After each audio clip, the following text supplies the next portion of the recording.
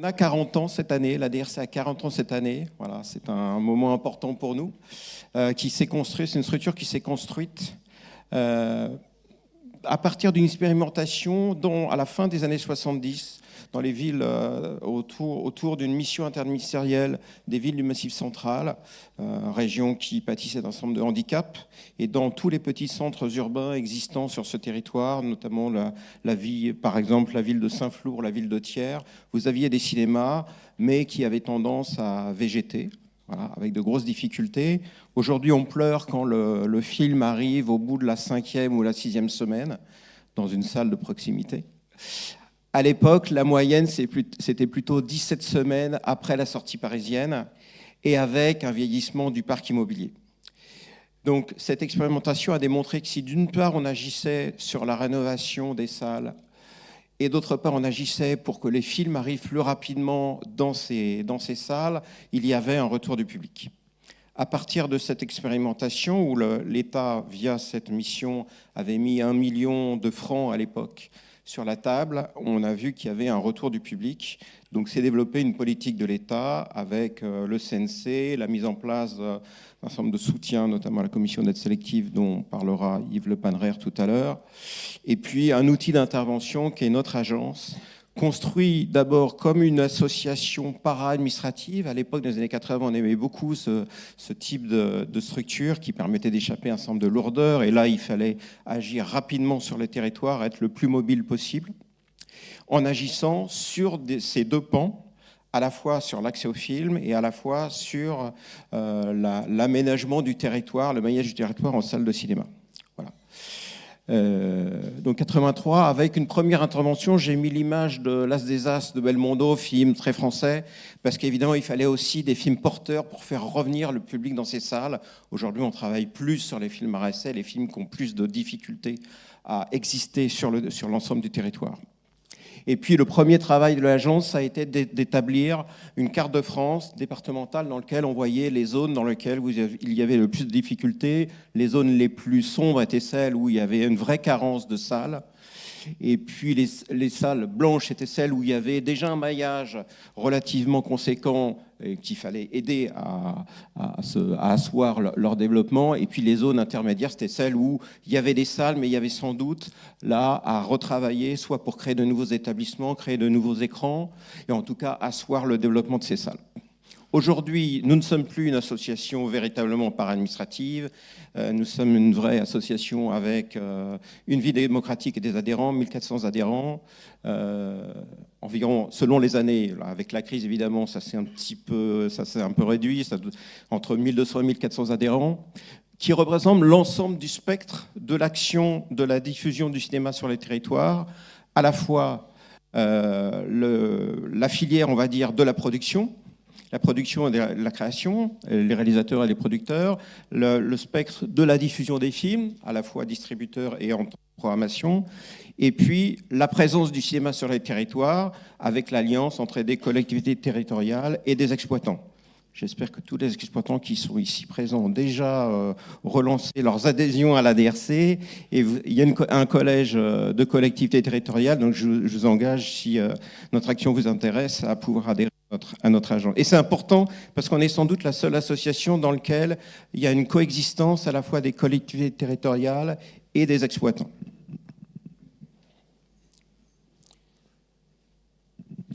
Alors, j'aime toujours bien montrer cette courbe parce que vous voyez qu'on a cru sans doute à un moment donné que le cinéma, enfin beaucoup de gens ont promis que le cinéma en salle était fini. Et vous voyez qu'il y a une forte résilience. Alors certes, à la fin de la guerre, après la guerre, la Deuxième Guerre mondiale, il y avait 400 millions d'entrées, moins un certain nombre des salles importantes, souvent des salles à balcon. Et puis dans les années 80-90, vous voyez qu'on est retombé à 113 millions d'entrées, parce que c'est l'arrivée de Canal+, c'est le développement de la vidéo, et en fait le tout est dans le tout, c'est un éternel recommencement. Là, beaucoup d'exploitants pensaient que le cinéma en salle était fini.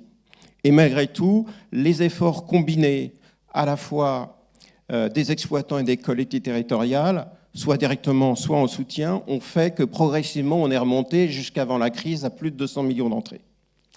Donc, on voit bien que malgré l'idée les plateformes allaient tout remplacer. Malgré tout, on voit qu'il y a un retour du public et il y a une forte résilience du moment de la projection d'un film en salle.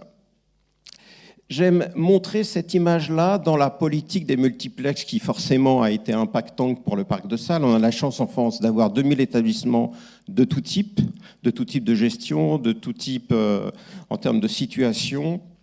Il s'agit de l'UGC, alors ce n'est pas une salle de proximité, l'UGC de Strasbourg. À l'époque du développement important des multiplexes, la plupart du temps en périphérie, la maire de Strasbourg, Catherine Tronbach, qui a été ministre de la Culture, dit aux exploitants, messieurs les exploitants, et elle s'adressait plutôt aux gros exploitants, aux grands exploitants, aux circuits nationaux, s'il y a un cinéma à Strasbourg, il n'y en aura qu'un. Il sera sur la métropole, il sera là, quartier de l'Étoile, qui est un ancien quartier industriel, parce que je veux en faire un levier pour créer un nouveau quartier, transformer ce quartier industriel en un vrai nouveau quartier. Voilà. J'indique ça parce que par rapport à l'action des collectivités, c'est l'indice que le cinéma peut être un levier de transformation d'un quartier, de reconfiguration d'un quartier, de retrouver une centralité qui n'existait peut-être plus. Donc aujourd'hui, l'agence fonctionne toujours sur ces deux grandes missions. Une mission d'accès au film, on intervient pour faire que la plupart des salles puissent avoir accès à une diversité de l'offre. Une intervention, ce qui va peut-être plus nous intéresser aujourd'hui, sur l'accompagnement sur les projets de salles. Et puis une intervention assez forte sur les films de patrimoine. Oui, cette carte qui vous démontre... En fait, le réseau de salles qui est exceptionnel par rapport aux autres pays européens. En violet, ce sont les salles classées RSA. Vous voyez que ces salles, ce sont la plupart du temps ces salles RSA qui assurent le maillage du territoire. Et c'est évidemment tout à fait essentiel dans la diffusion du film dans l'ensemble de ce territoire. Voilà. Et notre action, c'est de penser que chaque spectateur, qu'il n'y ait pas de relégation, que chaque spectateur, quelle que soit sa situation géographique, ait accès à une œuvre de cinéma de qualité. Alors, offre de cinéma de qualité, ce qui veut dire à la fois avoir un bâtiment de qualité qui soit accueillant, qui soit multifonctionnel, et puis avoir aussi une offre, une diversité de l'offre qui crée une attraction du public vers cette salle. En rouge, ce sont les multiplexes. Et en bleu, ce sont des salles qui ne sont ni des multiplexes, ni des salles classées RSA, qui sont peut-être celles qui ont le plus de difficultés, parce que leur politique éditoriale est moins lisible, parce que ce sont souvent des cinémas de génération ancienne, des 4-5 écrans, pour les transformer avec un nouveau modèle d'exploitation qui a été fortement impacté par l'arrivée des multiplexes avec des très grands écrans, des salles gradinées, est plus difficile, leur transformation est plus difficile. Voilà, pour illustrer notre action sur le film, parce que nous, on pense que l'aménagement du territoire, elle s'opère également par l'accès au film. Et donc, j'ai pris un exemple, là, un film à essai, Ouistreham, en 2022. Les points noirs, ce sont le point initial de diffusion par le distributeur. Et ensuite, par rapport à une demande des salles qui n'arrivent pas à accéder par le registre classique de la location entre le distributeur et l'exploitant, on va intervenir sur demande des salles auprès du distributeur en faisant des propositions de circulation qui doivent être acceptées par le distributeur qui est toujours propriétaire de la diffusion de ces films. Voilà. Ce qui a permis 290 interventions supplémentaires à l'offre initiale du distributeur. Je dis pour les élus, l'économie, les entrées qui sont créées sur ces circulations supplémentaires, elles reviennent dans l'économie du cinéma. Donc, le distributeur a un certain intérêt à ce qu'il y ait cette croissance de cette circulation qui sont opérées par nous, qui sont proposées par nous. Et puis, il y avait un second sujet, c'est l'accès au patrimoine, film de patrimoine, qui là aussi, il y avait une forme de relégation. Pendant longtemps, pour voir un film de patrimoine, un film dit ancien, il fait aller à Bordeaux, à Toulouse. Alors, Bordeaux, c'est facile, mais je sais que notre présidente, qui est une élue locale basée à Agen, élue locale à Agen, qui a travaillé sur un projet RSA à Agen, pendant très longtemps, pour aller voir un film classé RSA ou un film de patrimoine, il y avait une obligation d'aller soit à Toulouse, soit à Bordeaux. Donc le CNC, dans les années 90, nous a demandé d'intervenir sur ce sujet de façon à faire que, y compris dans une commune de 5 000 ou de 15 000 habitants, on ait accès à cette offre de films, à la culture du cinéma. Avec un événement fort pour nous, qui est un festival autour des films de patrimoine, avec une sorte de film de festival Télérama, de reprise des meilleures éditions de l'année, rééditions de l'année. On va procéder très prochainement, d'ailleurs, à la nouvelle édition qui va avoir lieu du 13 au 26 septembre prochain. Et puis, c'est un autre sujet pour les salles, c'est la question de la reconquête du 15-25. On a fait partie comme d'autres, on a répondu comme d'autres à un appel d'offres par le CNC. Et on était assez fiers de ce moment-là, parce qu'on a essayé, autour de cette opération, de mêler les actions à la fois des cinémas et des médiathèques, avec qu'il y ait une profusion d'animation par deux équipements structurants culturels de proximité qui ont l'habitude de travailler sur le public jeune ou le jeune public, de façon à créer par cette émulation une reconquête de ce public, l'idée d'une rencontre entre cette génération et une offre culturelle démultipliée. Et je pense que c'est un sujet sans doute important dans les salles de cinéma, de ce mixage entre des disciplines. Et aujourd'hui, on voit bien que les salles de cinéma, notamment de proximité, c'est des lieux ouverts sur l'espace public. Alors, c'est des lieux de diffusion des films, mais ça doit rester des salles de cinéma, mais elles doivent être ouvertes sur, en fait, une discipline, enfin, des activités sociales multiples qui vont même au-delà de leur activité propre de salle de cinéma. Alors, sur le sujet qui nous préoccupe aujourd'hui, c'est notre accompagnement sur les stratégies de projet. Nous intervenons sous 3 niveaux d'intervention, soit le diagnostic d'un établissement existant, besoin de modernisation, mise aux normes d'accessibilité, mise aux normes par rapport à la norme spécifique aux salles de cinéma. Des études de faisabilité, parce que comme vous l'avez dit tout à l'heure, aujourd'hui, l'un des sujets importants pour les salles de proximité, depuis le passage au numérique, avec beaucoup plus de films qui sortent, avec plus aussi d'exigences des distributeurs en nombre de séances, programmer un établissement mono-écran est extrêmement compliqué. Donc il y a le plus souvent une nécessité pour ces salles, si elles veulent maintenir à la fois leur offre diversifiée et en même temps avoir une économie stable qui leur permette de tenir dans le temps, ils ont souvent besoin d'avoir un 2e écran, un 3e écran, un 4e écran. C'est pas toujours possible d'ailleurs de le faire sur le site actuel, ça veut peut-être dire qu'il faut se transporter sur un nouveau site et trouver le site le plus adapté.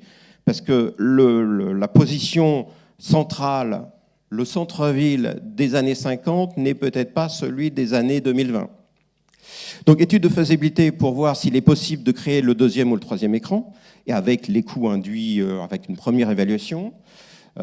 Et puis, une mission d'assistance sur la durée, on va accompagner le porteur de projet, collectivité territoriale ou exploitant. Je dois dire que dans notre activité d'étude, on intervient beaucoup et prioritairement auprès des collectivités. Souvent, les projets sont portés par les collectivités, parce que les exploitants de proximité n'ont pas les moyens solides ou même les moyens humains de porter ces projets. Mission d'assistance, on va suivre un projet pendant 2 ans dans les grandes étapes du projet. Et oui, je ne l'ai pas dit, nous sommes évidemment conventionnés par le CNC avec une subvention du CNC qui nous permet de fonctionner et nous sommes partenaires de l'ANCT, de l'Agence nationale de cohésion des territoires, sur les 2 programmes de reconquête des centres-villes, Petites villes de demain, pour lesquels nous travaillons beaucoup, et Action Cœur de Ville qui concerne les villes moyennes. Voilà. Petites villes de demain concerne les villes de moins de 20 000 habitants.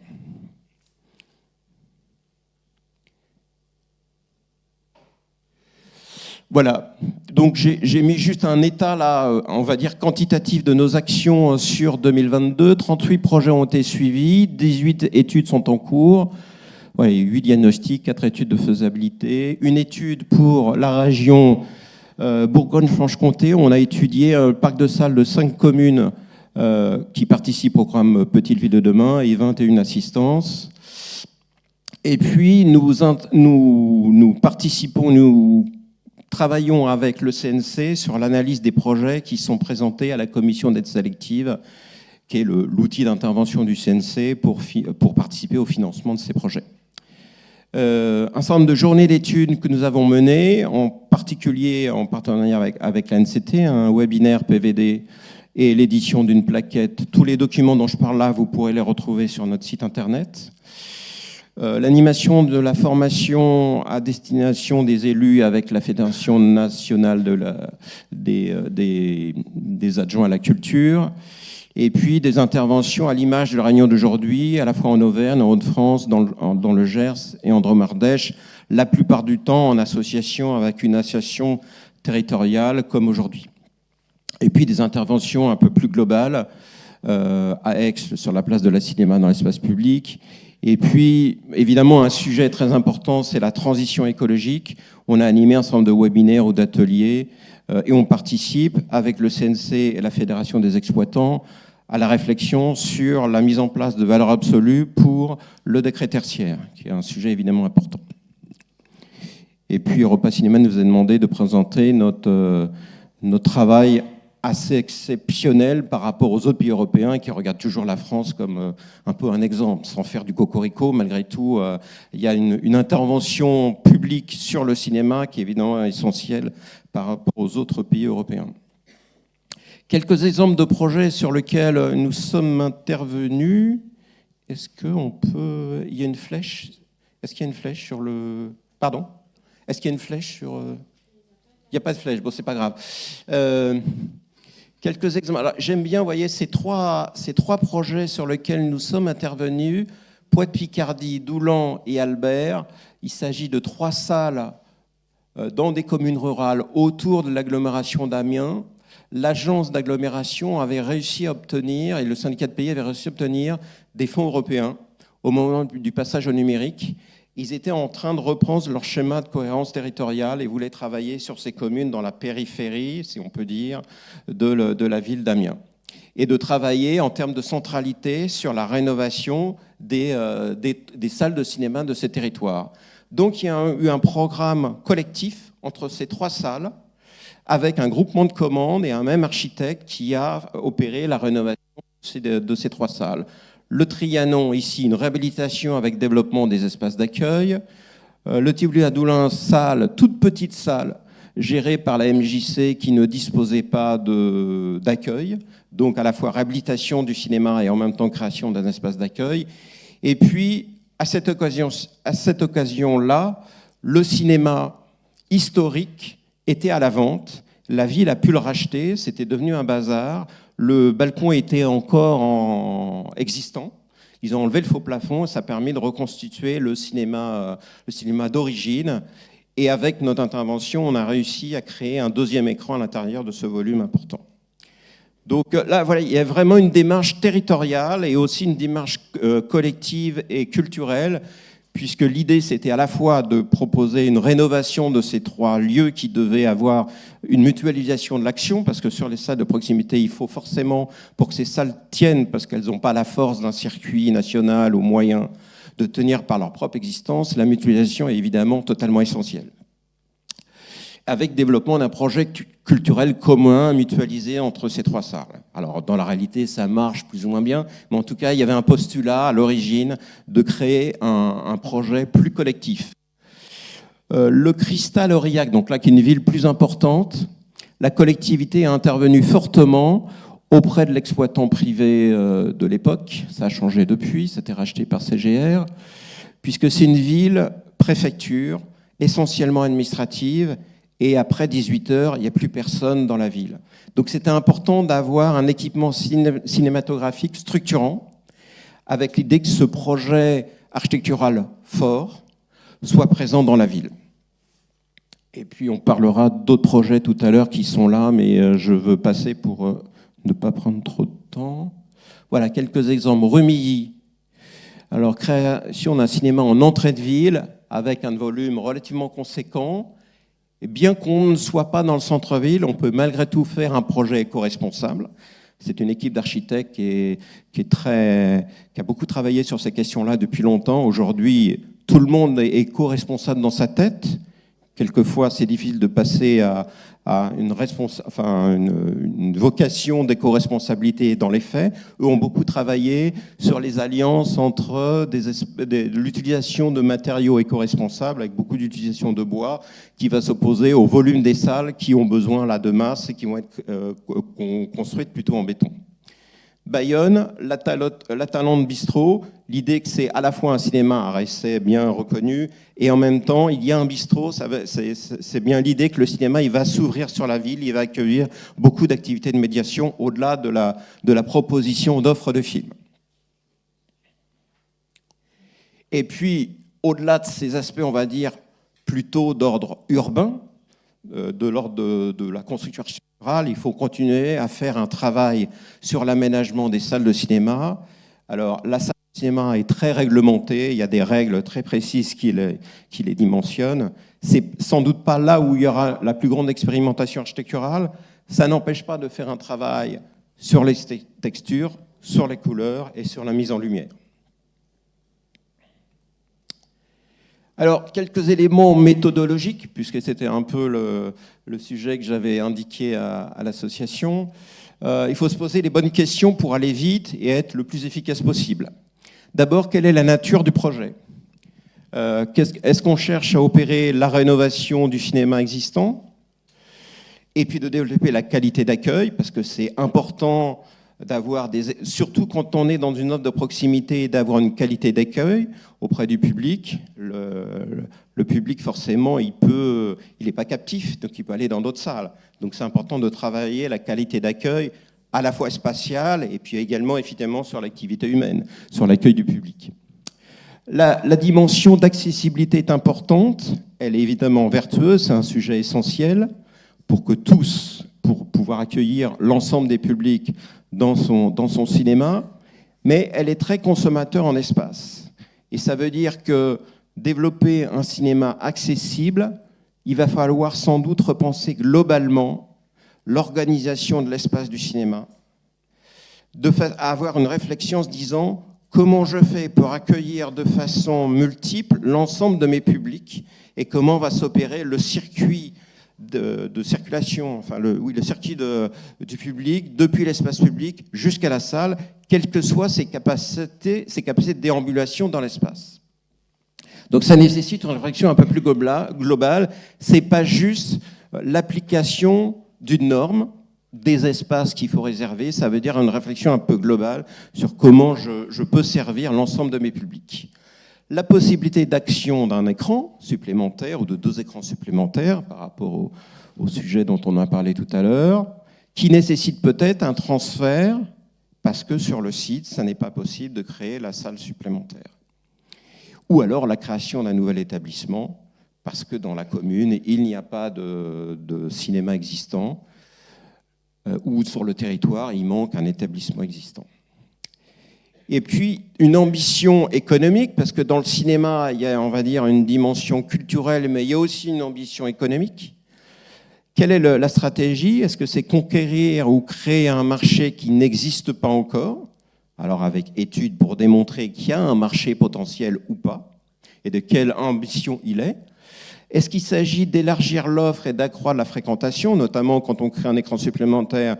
L'ambition, c'est aussi d'élargir l'offre et de mieux exposer les films. Le fait d'avoir un seul écran, ça limite le temps d'exposition du film sur la durée. Donc d'avoir plus d'écrans, ça permet de mieux exposer les films, de mieux les travailler et d'avoir de meilleures relations avec les distributeurs et donc d'avoir de meilleures conditions d'accès aux films. Et puis, accueillir dans de bonnes conditions le public, évidemment, parce que là-dessus, ça permet de développer toute une série d'actions d'animation. On sait qu'aujourd'hui, la reconquête du public s'opère aussi par les événements et par toutes les actions de médiation et de relations entre le film et puis le public, le travail de passeurs qu'ont les exploitants. Donc ces questions de médiation sont évidemment essentielles, avec 2 familles d'études, des études d'ordre architectural et puis des études d'ordre plus économique, avec l'idée qu'il y ait une cohérence entre ces deux équilibres d'études. Une bonne exploitation, ça dépend de 3 facteurs, la qualité du lieu et sa localisation. Comme je disais tout à l'heure, la bonne localisation des années 50 n'est peut-être pas celle des années 2020. la qualité de la programmation et des actions d'animation, comment on fait intervenir des animateurs ou un sociologue, un spécialiste dans sa salle. Si on veut développer une action auprès du public, du jeune public notamment, ça peut se faire certes dans la salle, mais il faut peut-être développer des espaces particuliers dans les espaces d'accueil. Et puis un sujet qu'on oublie tout le temps, c'est la question de l'équipe d'exploitation. Parce que peut-être pour mieux travailler les films, pour mieux travailler la relation des films du public, il faut peut-être amplifier ou spécialiser des personnes à l'intérieur de son équipe ou faire que on va peut-être faire des recrutements. Ou s'appuyer sur des médiateurs qui peuvent exister dans certaines régions et notamment dans votre région. Voilà. Tout ça pour une relation, puisque c'est le sujet de la salle de cinéma, une relation entre les œuvres et le public. Alors, je ne reviens pas sur les sujets dont on a déjà parlé. Donc, alors, peut-être un sujet, malgré tout, on dit souvent que la problématique de la salle, c'est la création d'un écran supplémentaire. Il est peut-être nécessaire, mais il faut peut-être déjà travailler sur l'expertise de ses actions pour voir si déjà on peut déjà travailler sur son expérience. Moi, je me souviens que dans le film français, un exploitant avait dit qu'il avait retravaillé son espace d'accueil pour qu'il soit un peu plus convivial, en mettant quelques tables et chaises. Il avait été plus présent sur les réseaux sociaux. Et du coup, il y avait un retour du public. Il y avait plus de public qui était venu dans sa salle. Donc certes, peut-être la deuxième salle est importante et essentielle, mais il y a un travail à faire sur ses propres actions d'abord. Et donc l'étude de marché, elle est importante aussi parce qu'elle permet de faire un audit sur vos activités et de faire des comparaisons avec d'autres situations d'exploitation de même type. Et puis évidemment, pour un nouvel établissement, il faut bien déterminer ce qu'on appelle la ZIC ou la zone de chalandise pour les équipements commerciaux pour voir quelle est sa sphère d'influence. Le projet architectural et urbain, c'est essentiel. Moi, je dis souvent, j'étais il n'y a pas longtemps avec les étudiants la FEMIS à Bordeaux, on a fait un tour de piste de toutes les salles de la ville. Et l'architecture, c'est un petit peu comme notre façon de nous habiller. Ça ne suffit pas à nous caractériser, mais en même temps, c'est le premier signe qu'on va donner aux autres. Donc, la façade du bâtiment, son intégration, c'est le premier regard, c'est le premier signe qu'on va donner au public, et notamment au public qui ne vient pas dans son cinéma pour qu'il ait envie de rentrer, pour qu'il soit assez communicant avec l'espace public. Et avec une cohérence entre la capacité accueillie et puis les objectifs d'exploitation, parce que vous avez souvent des cas où l'étude de marché va vous dire il faut 600 fauteuils, par exemple. Malheureusement, sur le site, ça n'est pas possible. Donc, il faut voir dans quels moyens on peut mettre en cohérence le projet économique et le projet architectural. Ou alors de décider de se transférer sur un nouveau lieu pour qu'il y ait cette cohérence entre ces deux éléments essentiels. Alors, comme je l'ai indiqué, oui, un cinéma, c'est une marque d'identité, c'est-à-dire qu'on ne développe pas le même projet dans une périphérie commerciale et dans un centre-ville ou dans un centre d'une petite ville moyenne. Et puis, ça permet d'instaurer un premier dialogue avec les spectateurs.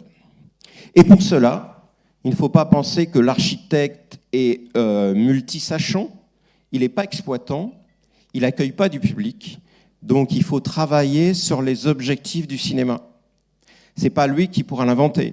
Il ne suffit pas de répondre à des normes, il faut lui donner tous les éléments d'analyse, parce que l'identité d'une salle à Saint-Médard-en-Jalles ou à Redon, ce n'est pas forcément le même projet d'exploitation. Ce n'est pas forcément les mêmes besoins spatiaux en termes d'accueil du public. Donc il faudra donner aux spécialistes de l'espace architectural les éléments pour qu'ils puissent mettre en espace ce projet architectural qui doit servir un projet cinématographique. Et puis les objectifs auxquels on doit atteindre aujourd'hui sur un cinéma contemporain, c'est, je répète un petit peu ce que je viens de dire, la dimension du confort qui est évidemment un élément, on va dire c'est le service minimum, et une performance technique en termes de projection, de sonorisation, une accessibilité physique et sensorielle, un accueil fluide et multifonctionnel pour pouvoir accueillir une multiplicité d'activités et d'accueillir toutes les activités de médiation avec les œuvres et d'éducation à l'image. parce que le cinéma, ça n'est pas qu'un lieu qui diffuse des films, c'est un lieu éducatif également, pour reconstituer et faire que les jeunes générations continuent d'aller voir des films en salle. Et puis une problématique évidemment de développement durable dont on reparlera, je pense, dans la journée. Et vous êtes évidemment, en tant que collectivité, les partenaires naturels des exploitants pour mettre en œuvre ces lieux de qualité. Sur la question du développement durable, les études démontrent aujourd'hui, alors on est très sensibilisé à la question de la consommation énergétique, mais il faut avoir en lumière, en perspective, qu'il faut avoir une vision un peu globale. Les dépenses carbonées liées à l'activité des salles de cinéma, à plus de 80%, c'est les déplacements du public. Donc ça veut dire qu'il faut travailler sur les mobilités, sur les stationnements, sur des bornes de recharge, sur une possibilité de localisation de vélos. Enfin, il faut démultiplier toutes les possibilités de déplacement dits doux vers le cinéma sans forcément aller vers l'utilisation de la voiture. Évidemment, ça va privilégier, ça va faire plaisir à la CPG, les salles de proximité, voire les circuits itinérants, parce que là, c'est l'exploitant qui se déplace vers le public et pas le contraire. Et puis, vous voyez que dans les autres consommations, même ce qui est déplacement en bleu, en bas, là, 10 et 15 et 5%, ce sont les déplacements du personnel vers le cinéma. Donc, quand vous cumulez les déplacements du public plus les déplacements du personnel, on voit que là, évidemment, il y a une consommation très, très importante. Donc, c'est un sujet sur lequel il faut vraiment travailler, et la question urbanistique est évidemment essentielle. Puis ensuite, il y a évidemment les parties jaunes au-dessus, c'est tout ce qui est consommation énergétique. Bon, ce qui veut dire que c'est un peu notre démarche à la DRC, d'avoir une vision un peu... Oui, on arrive là, on termine. Une démarche un peu transversale et globale pour la mise en place d'un projet éco-responsable, c'est avoir une réflexion, une démarche urbanistique avec une réflexion sur les déplacements. Et là, les collectivités sont évidemment essentielles dans cette réflexion et dans la relation entre exploitants et collectivités. Une dimension constructive en utilisant des matériaux bioresponsables, ça veut dire on va utiliser plutôt du bois, plutôt des laines, plutôt du chanvre pour les isolants, on va des matériaux plus naturels. Une dimension énergétique et de gestion des fluides, mais je sais que vous allez en reparler un petit peu plus tard, c'est évidemment là un sujet assez essentiel. Et puis une stratégie de gestion des déchets, parce que dans les cinémas, voilà, il y a des déchets, donc il faut là aussi mobiliser les équipes ou avoir des stratégies de politique des déchets qui soient importantes dans les salles. Et l'appui de toute cette réflexion, toute cette méthodologie, voilà, on a un ensemble d'outils, et notamment notre guide Créer ou Transformer, vous retrouverez tous ces documents sur notre site internet. Et je voulais juste vous présenter des exemples, parce que, évidemment, même si c'est très vertueux, la question du financement est importante. En moyenne, sur les projets portés par des collectivités, le rapport global, à partir des dossiers d'aide sélective du CNC, est de l'ordre de 50%. Les subventions des autres collectivités territoriales, départements, régions, sont de l'ordre de 23%. Et les autres subventions, plutôt on va dire État ou Europe, sont de l'ordre de 13%, que ce soit par la DSIL, la DTER, l'Europe ou le Fonds national d'aménagement des territoires. Et puis l'intervention moyenne du CNC sera de l'ordre de 14% quand on cumule l'aide automatique et l'aide sélective. Voilà, avec quelques exemples.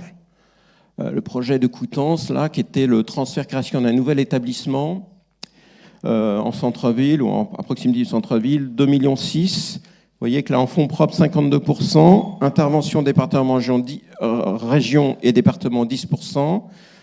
Les interventions plus État, FEDER et État, DTER et la réserve parlementaire, environ 30%. Et intervention du CNC, 10%, environ 10%.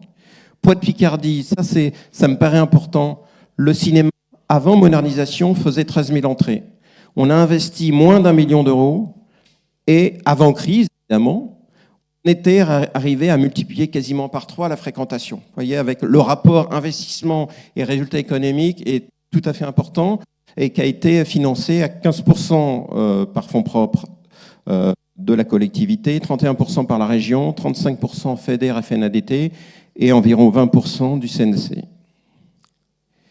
Et puis un projet dans la région sud-ouest à Salis-Béarn, projet qu'on aime bien parce que c'est à la fois une addiction de sujets, à la fois de restauration d'un patrimoine, de création d'un écran supplémentaire et de création d'un véritable espace d'accueil. 1,3 million, 110 000 euros de fonds propres, 600 000 euros d'emprunt, 260 000 régions, départements, 40 000 euros de fonds leader. Et puis, sur le CNC, disons un peu plus de 300 000 euros. Voilà. Pour terminer, j'ai juste envie de vous dire, n'accompagnez pas ou portez pas des projets juste pour faire plaisir aux exploitants, même s'ils sont tous très sympathiques, mais servez le développement de salles de cinéma parce que ça sert la dynamisation de vos centres-villes, ça crée de l'animation à la fois culturelle, sociale et tout simplement une animation et un service à votre population. Merci de votre attention. Moi, je suis Yves Le Panéraire, je suis conseiller pour le cinéma à la DRAC Nouvelle-Aquitaine, qui est la Direction régionale des affaires culturelles de Nouvelle-Aquitaine. En fait, c'est un service déconcentré du ministère de la Culture, c'est en région. Je travaille en étroite collaboration, évidemment, avec le Centre national du cinéma et de l'image animée, le CNC, qu'on entend depuis tout à l'heure, mais voilà, que je vais un petit peu décrire, parce que c'est effectivement, c'est un cocorico qu'on peut faire, c'est un système, un établissement très, très particulier. Je le dis parce que c'est un... qui fait notre fierté au niveau national et international, mais c'est un établissement public à caractère administratif, sous tutelle du ministère de la Culture, qui est en charge en fait, de mener la politique nationale en faveur du cinéma et de l'audiovisuel sur l'ensemble du territoire. Ce qui fait que moi, au niveau de la DRAC, qui est donc en charge de la mise en œuvre de la politique nationale en région Nouvelle-Aquitaine, donc je travaille effectivement particulièrement avec le CNC en direct. Je pourrais même dire que je suis en quelque sorte un correspondant du CNC ou l'envoyé spécial local, on va dire, c'est comme ça. Et je travaille avec eux particulièrement, évidemment, pour les salles de cinéma, puisqu'on a vu la carte, vous avez vu, on a la chance d'avoir un parc de salles qui est avec un maillage exceptionnel. Et ça, c'est le fruit d'une politique, évidemment, des collectivités, mais aussi de l'État, du CNC, une politique extrêmement dynamique, grâce notamment au CNC et à son fonctionnement si particulier que je vais vous décrire, puisque le CNC, en fait... il n'y a pas de budget, en fait, un budget propre, mais n'a pas de budget, je veux dire, de État. C'est un budget propre puisqu'il est en charge de la perception de certaines taxes. Il est nourri de certaines taxes, avec une idée assez simple à sa création après la guerre, c'est que les diffuseurs financent le budget du CNC, financent la création, financent le cinéma français. Le CNC intervient de la création, la production, la distribution, les salles de cinéma, les festivals, sur toute la chaîne, j'allais dire, du secteur. Et son financement, il est donc à partir de taxes et de contributions des diffuseurs. Pour les salles de cinéma, c'est donc la taxe spéciale additionnelle, ce qu'on appelle la TSA. La TSA, c'est de l'ordre de 10,72% sur le ticket d'entrée. Donc chaque ticket d'entrée est taxé par cette taxe TSA qui remonte après au CNC, qui est en charge après de sa redistribution sous forme d'aide. Dès lors qu'une salle de cinéma paye cette taxe, elle a un compte auprès du CNC. Alors, on va l'appeler compte TSA, mais on pourrait appeler ça un compte épargne forcé, on va dire ça comme ça. C'est un compte, c'est ce que Christian montrait, en fait. Vous avez vu la différence au CNC, il y a une aide sélective et un compte automatique. Donc, c'est le compte automatique. Ça ouvre des droits, en fait. Cette taxe-là, ça nourrit ce compte-là. Alors, je ne vais pas vous décrire le système parce qu'il y a différentes tranches, mais il y a un taux de retour, évidemment, de la taxe qui intervient, qui peut aller jusqu'à 80% et qui, à minima, est de 20% sur le ticket à chaque fois, sur cette taxe-là que les salles peuvent faire remonter auprès du CNC. Cette somme-là, cette réserve d'argent, elle ne peut servir qu'à des travaux d'investissement pour la salle de cinéma. Donc, ce sont des travaux voilà, de modernisation, d'adjonction, de création, voilà, tout ce qui concerne l'équipement, évidemment. Alors, je vous ferai le détail peut-être tout à l'heure, je vous parlerai des dépenses éligibles, hein, cinéma, mais voilà, ce compte-là, il ne sert qu'à ça. Et il est bloqué, on va dire, il doit être utilisé, mobilisé dans les 10 ans à venir. Donc, enfin, dans un délai de 10 ans. Donc, ce qui fait que d'ailleurs, on a un parc, on peut le dire aussi, Cocorico, mais on a un parc de plus en plus moderne qui vit, qui a affronté un certain nombre voilà, de crises. On l'a vu sur la chronologie, mais on a un parc extrêmement moderne qui se régénère, j'allais dire, qui se rénove assez régulièrement. Cette aide donc automatique, c'est peut-être la première des aides mobilisables que vous pouvez regarder. C'est-à-dire que je vous recommande, je vous invite, c'est donc l'entité juridique propriétaire en fait du fonds de commerce qui est détenteur de ce compte-là. Et il faut évidemment, alors vous pouvez passer par moi ou directement par le CNC, mais je peux vous renseigner évidemment sur les aides qui existent déjà dont vous disposez auprès du CNC pour ces travaux-là. C'est la première des aides qui peuvent être d'ailleurs. Alors, on peut aussi mobiliser des droits. En fait, voilà, il y a une aide complémentaire, c'est des droits, une avance en fait, une avance sur les droits que vous allez générer de cette taxe. Ça peut aller jusqu'à à peu près 90%, on va dire, des dépenses éligibles hors taxe, je crois, voilà, sur les dépenses, enfin sur les travaux que vous souhaitez mener. Si ces sommes-là ne sont pas suffisantes sur votre compte, avec l'avance, vous pouvez mobiliser effectivement en plus une aide sélective auprès du CNC. Alors, c'est la commission qui s'appelle Aide à petite et moyenne exploitation. Il y a 3 à 4 commissions, je crois que cette année, il n'y en a que 3, qui permet en tout cas d'attribuer des aides, évidemment, alors sélectives par rapport à ces travaux de modernisation ou d'adjonction, de création même, hein, sur un dossier que je veux dire, culturel, sur un différent faisceau d'indices, c'est-à-dire voilà, l'intérêt social du projet, la qualité de l'architecture, effectivement. Voilà, donc cette commission est composée majoritairement de professionnels de l'exploitation, mais aussi d'ailleurs de représentants de l'administration. Je crois que la DRC assiste en tant qu'observateur, mais il y a aussi l'ANCT, le ministère de la Culture, le ministère chargé des collectivités territoriales. Il y a un représentant donc, de la DRAC, donc moi on a une voix en tout cas sur ce carnet de dossier. Et ces aides-là peuvent, comme l'a montré Christian, ne sont pas plafonnées, mais elles représentent, on va dire, une fourchette peut aller jusqu'à maximum 20% des dépenses éligibles. Voilà, on va dire une fourchette entre 10 et 20% de ces budgets. Ça représente ces aides-là, donc ces 3 commissions par an, en général 7 millions. Et le soutien automatique, les bonnes années, on va dire, on est autour de 70 millions. Donc, si vous voulez, il y a aujourd'hui des aides qui existent, qui sont importantes, et qui peuvent, encore une fois, vous accompagner dans vos projets, dans les cofinancements, évidemment, que vous envisagez. Voilà, et qui sont, en tout cas, tout à fait dédiés voilà, qui existent, donc qui peuvent venir. En plus, nous pouvons...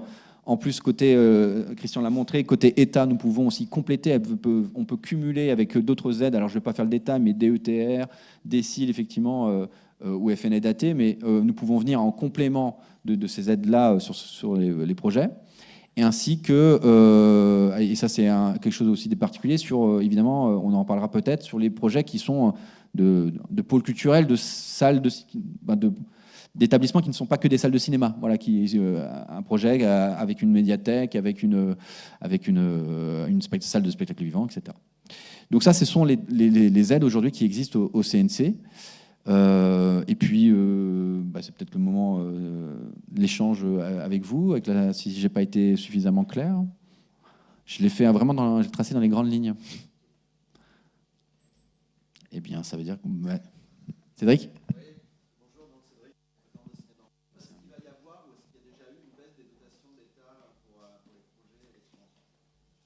Une baisse de dotation de l'État. Ah oui. Pour les projets ? Non. Alors, je disais qu'il y avait par exemple sur l'aide sélective, par exemple, il y avait donc ces aides-là sont les mêmes. L'aide sélective, je le disais, est calibrée à 7 millions d'euros chaque année. Parfois, elle est montée, mais ça dépendait en fin d'année avec des reliquats jusqu'à 10 millions, mais elle est toujours elle est prévue, provisionnée à 7 millions. Donc, il n'y a pas eu de baisse. Et puis, après, je disais qu'il y avait 3 commissions cette année, parce que d'habitude, on peut en avoir 4. Il est vrai qu'on a notamment après la crise, mais il y a un petit ralentissement. Il n'y a pas encore beaucoup de dépôts. On a des commissions avec moins de 10 projets, par exemple. Ça nous est arrivé, mais alors qu'on avait peut-être l'habitude de voir une vingtaine de projets. Donc, il n'y a pas eu de baisse de dotation au niveau de cette enveloppe d'aide sélective. Alors, je ne peux pas répondre pour la région, mais je ne sais pas s'il y a quelqu'un qui veut... Ah, tout à l'heure. Bon. Oui, je pense que voilà, c'est prévu. Tu reposeras ta question.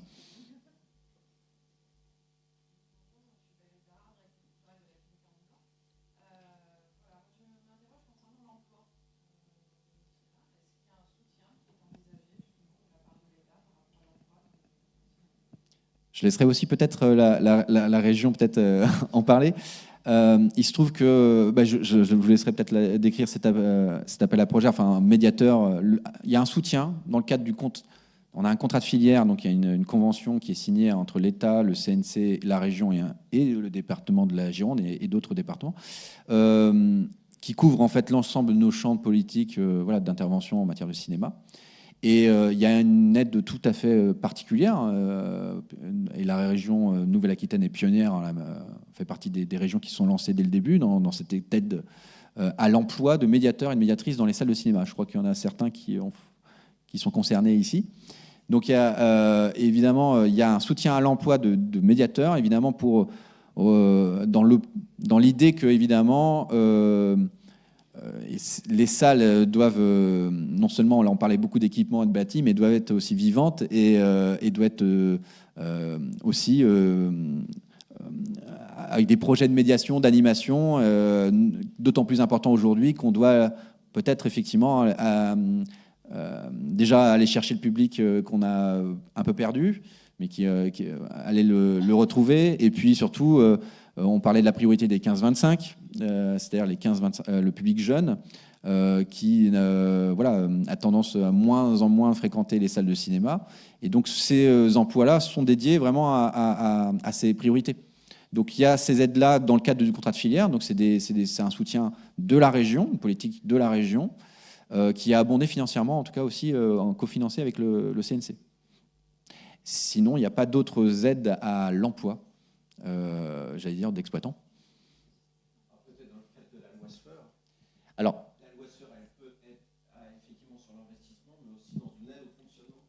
C'est-à-dire le code de... Ah oui, alors c'est quelque chose qu'on ne sait pas forcément, mais le code général des collectivités territoriales permet à tout type de collectivité, ville, département, région, d'intervenir en faveur des salles de cinéma, que ce soit en investissement ou en fonctionnement. Alors, elles sont limitées aux salles classées RSA et aux salles qui font moins de 7500 entrées par semaine. Donc, ça concerne beaucoup de monde. Mais je veux dire, juridiquement, rien n'empêche une collectivité de soutenir au fonctionnement et à l'emploi, en tout cas, une salle de cinéma. Qu'elle soit portée directement en régie directe ou, c'est plus simple, mais surtout associative comme privée aussi.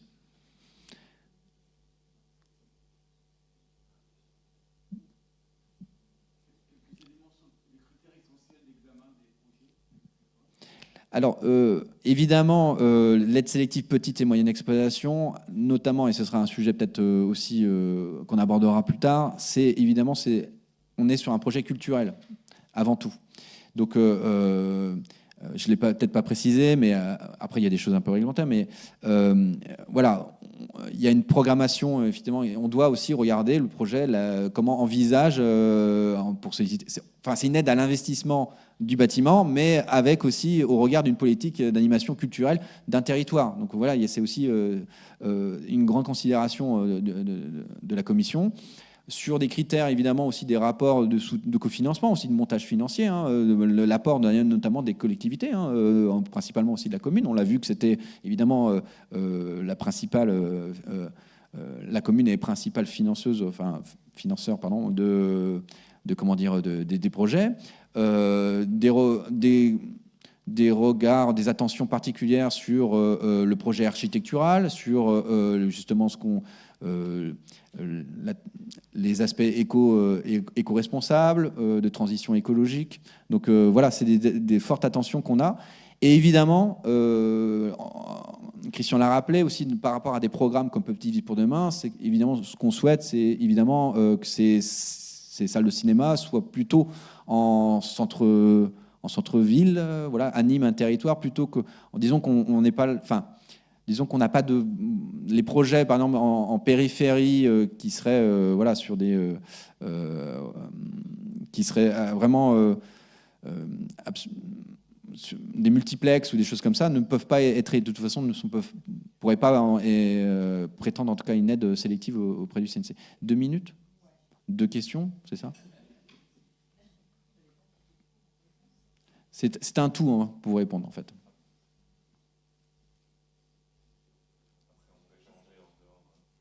Alors je suis à votre disposition toute la matinée. Enfin, je crois qu'il y a un temps après à la fin de. Et après, voilà, je peux peut-être juste pour meubler les 2 dernières minutes, il y a aussi des aides, évidemment. Là, on parlait beaucoup de l'équipement, mais à l'animation.